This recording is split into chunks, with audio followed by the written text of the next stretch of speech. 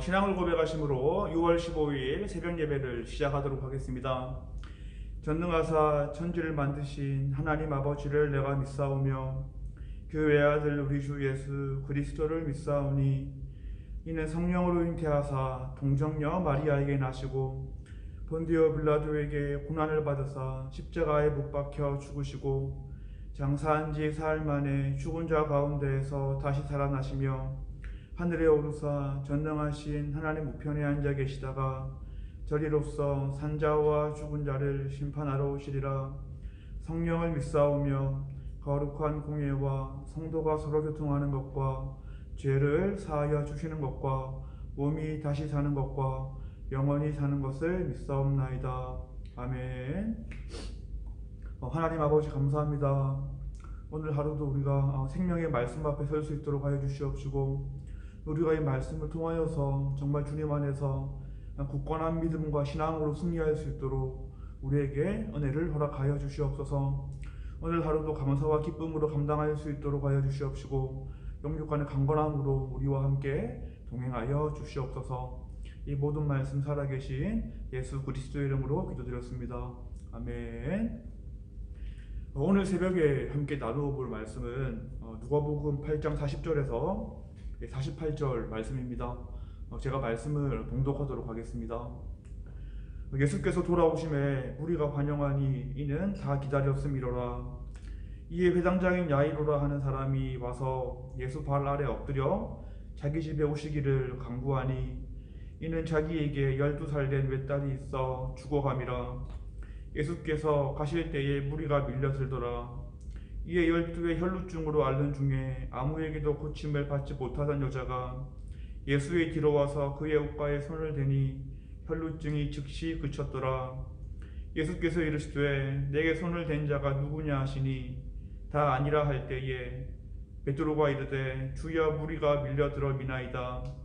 예수께서 이르시되 내게 손을 댄 자가 있도다.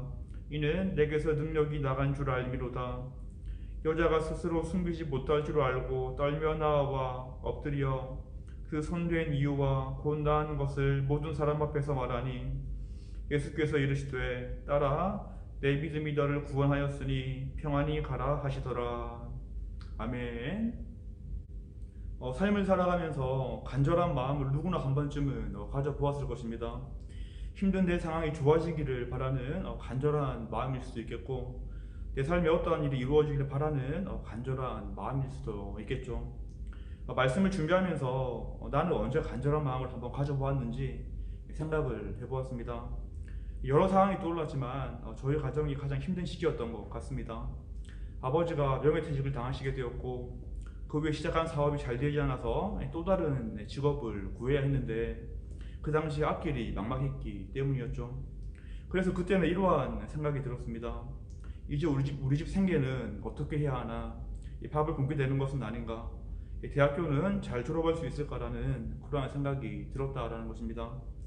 그래서 그때 할 수 있는 것은 정말로 간절한 마음으로 기도를 하는 것 뿐이었습니다. 이 문제는 하나님만이 해결하실 수 있다는 그런 간절한 마음이 있었기 때문이었죠.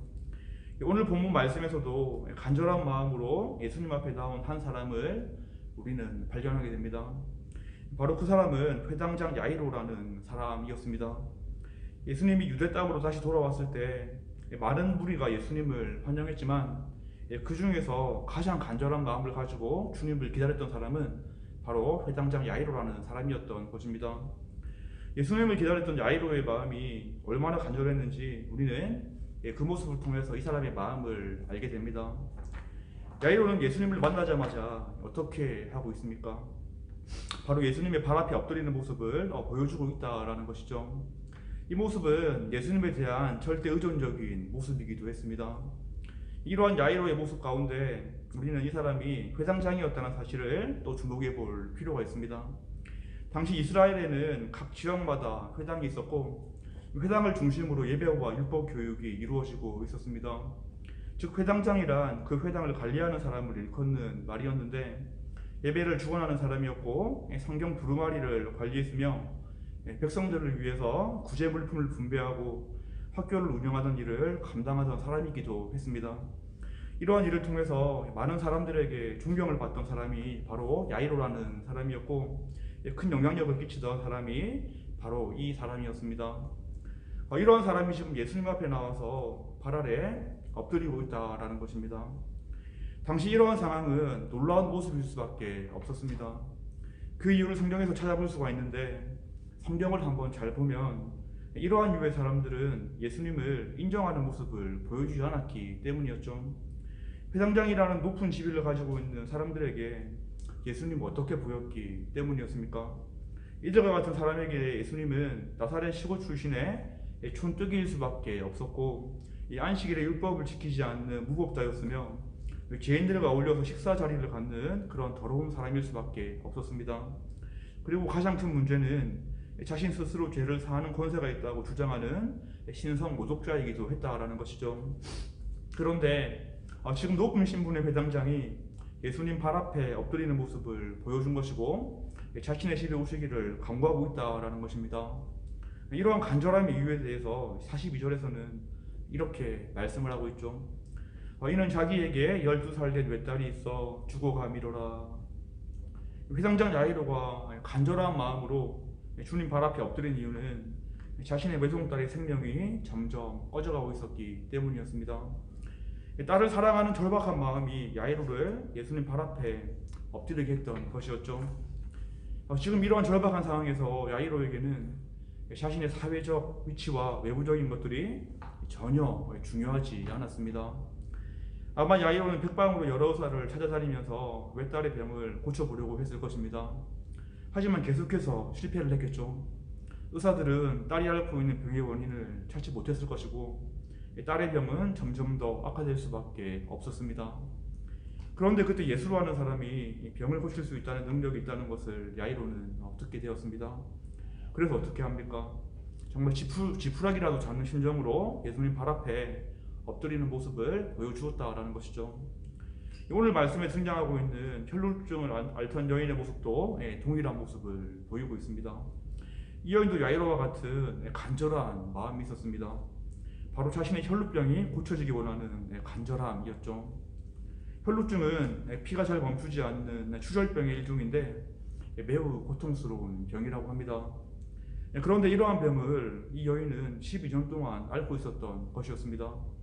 이 여인이 혈루병으로 인해서 율법에 따라서 늘 부정할 수밖에 없었을 것이고, 회당에서 예배와 정상적인 생활이 분명히 어려웠을 것입니다. 회당장 야이로처럼 병을 고치기 위해서 전 재산을 소진할 수밖에 없었을 것이고, 수많은 의사를 만나보았지만 이 여인의 병은 고칠 수가 없었던 것이었습니다. 이 여인에게 이제 마지막 소망이 무엇이겠습니까? 바로 예수님을 만나는 것이었습니다. 예수님을 만나서 꽃자락에 손이라도 대려고 하는 간절한 마음을 이 여인은 가졌던 것이었죠. 그런데 예수님을 만나게 되었지만 우리 주님께 다가갈 수 있는 방법이 없었습니다. 예수님은 많은 군용 속에 쌓여 있었기 때문이었는데, 아마도 혈루증이라는 병 때문에 이 여인은 군중을 헤치고 들어갈 힘도 가지지 못했던 것이었겠죠.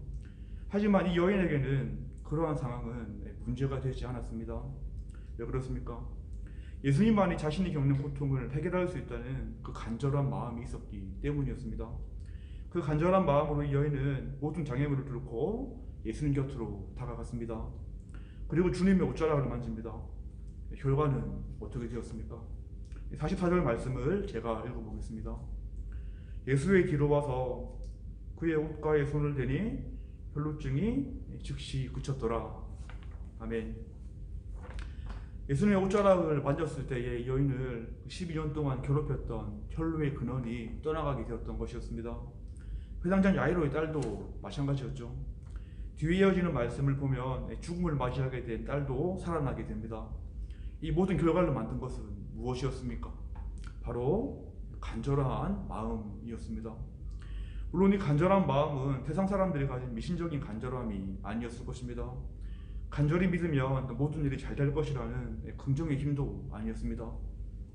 그렇다면 어떤 간절함이었습니까? 예수님이 하나님의 아들이라는 것을 인정하는 간절한 마음이었고, 그렇게 내가 절대로 해결할 수 없는 삶의 문제들을 예수님만이 해결해 줄 수 있을 거라고 믿는 바로 믿음의 모습이었다라는 것입니다. 왜 그렇습니까? 하나님은 우리를 통한 우리의 간절한 마음을 알고 계신 분이시고 우리의 작은 신음에도 응답하시는 분이시기 때문입니다. 물론 이러한 간절한 마음을 가진다고 해서 하나님이 내 삶의 모든 문제를 즉시 해결해 준다는 의미는 아닐 것이겠죠. 하지만 이러한 간절한 마음을 가지고 하나님께 나아간다면 분명 하나님께서는 내 삶에 개입하실 것이고 우리가 예상하지 못했던 다른 방법으로 역사하셔서 하나님이 참 하나님인 것을 알게 해주실 것입니다. 만약 그러한 간절한 믿음으로 하나님을 깊게 만나게 된다면 그것이 바로 회당장 야이로와 혈루증 여인이 경험한 하나님의 능력이 될 것이다 라는 것이죠. 말씀을 시작하면서 잠시 제 이야기를 했었습니다. 그 당시 하나님만이 내 삶의 문제를 해결해 줄 수 있다는 마음으로 기도를 했지만 하나님은 전혀 다른 방법으로 응답을 해주셨습니다. 그래서 잠시 불안한 마음이 생기기도 했지만 분명한 사실은 무엇이겠습니까? 그러한 과정을 통해서 살아계신 하나님을 경험하게 되었다라는 것이고 또는 하나님이 내 간절한 기도를 듣고 계시다라는 확신이었습니다. 그래서 지금까지 망하지 않고 하나님의 강하신 손에 붙들려서 잘 살아오고 있습니다.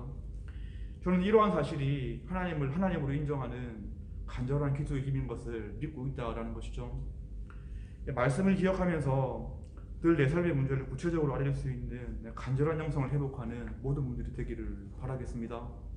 오늘과 같은 시대의 해당장 야이로와 혈루증 앓던 여인처럼 하나님 앞에 바짝 엎드리는 간절한 믿음의 모습이 회복되어야 할 것입니다. 우리의 모든 문제 앞에 하나님을 하나님으로 인정하는 간절함을 가지고 우리는 기도해야 한다는 것이죠. 시간이 지나면 내 문제가 해결되겠지, 이 정도 문제는 내 힘으로 해결할 수 있어 라는 마음을 우리는 내려놓고 주님께 나아가야 되겠습니다. 마지막으로 오늘 말씀을 묵상해 보면서 어쩌면 하나님이 내 삶의 장애물을 허락해 주시는 이유도 다시금 간절한 마음을 가지고 주님께 나아오기를 바라시는 것은 아닐까라는 마음을 가져보게 됩니다. 그때 하나님은 하나님의 방법으로 반드시 역사해 주실 것이기 때문입니다. 오늘 말씀을 다시 묵상해 보시면서 예수님을 향한 간절한 마음과 믿음이 회복되는 모든 분들이 되기를 바라겠습니다. 내 위치와 체면을 내려놓고 주님께 바짝 엎드리는 은혜가 있기를 바라겠습니다. 이러한 간절한 마음과 믿음을 통해서 지금 우리가 겪고 있는 힘든 상황 가운데서도 승리할 수 있는 모든 분들이 되기를 주님의 이름으로 축원하겠습니다. 기도하겠습니다. 하나님 아버지 감사합니다. 오늘도 주님의 말씀을 통하여서 우리에게 은혜를 허락하여 주시옵시고 회당장 야이로와 혈루증을 앓고 있던 여인의 모습을 통해서 어떤 마음으로 주님께 나아가야 하는지 우리가 그 모습을 알게 되어집니다. 하나님께서 우리에게 간절한 마음을 허락하여 주시옵시고 간절한 믿음을 허락하여 주셔서 정말로 주님께 바짝 엎드릴 수 있는 마음들을 허락하여 주시옵시고 그런 마음으로 주님 앞에 나아갈 때에 주님의 역사하심을 경험하며 주님의 살아계심을 우리가 경험할 수 있도록 우리 삶 가운데 역사하여 주시옵소서. 그러한 믿음을 통하여서 우리가 간절한 마음으로 기도할 때에 이러한 힘든 상황들을 이겨낼 수 있도록 하여 주시옵시고 우리 교회 모든 성도님들이 이 힘든 상황들을 간절한 믿음과 간절한 기도를 통하여서 극복할 수 있도록 주님께서 우리의 삶 가운데 기입하여 주시옵소서. 온전히 주님만을 따르며 주님만을 의지하기 원합니다. 세상을 바라보는 것이 아니라 정말 주님을 바라볼 수 있도록 하여 주시옵시고 그 가운데 우리가 승리할 수 있도록 주님께서 힘을 허락하여 주시옵소서. 이 모든 말씀 살아계신 예수 그리스도의 이름으로 기도드렸습니다. 아멘. 주기도문 하심으로 오늘 새벽 예배를 마치도록 하겠습니다. 하늘에 계신 우리 아버지여, 이름이 거룩히 여김을 받으시오며 나라가 임하시오며 이 뜻이 하늘에서 이루어진 것 같이 땅에서도 이루어지이다. 오늘 우리에게 일용할 양식을 주시옵고 우리가 우리에게 죄 지은 자를 사하여 준 것 같이 우리의 죄를 사하여 주시옵고 우리를 시험에 들게 하지 마시옵고 다만 악에서 구하시옵소서. 나라와 권세와 영광이 아버지께 영원히 있사옵나이다. 아멘.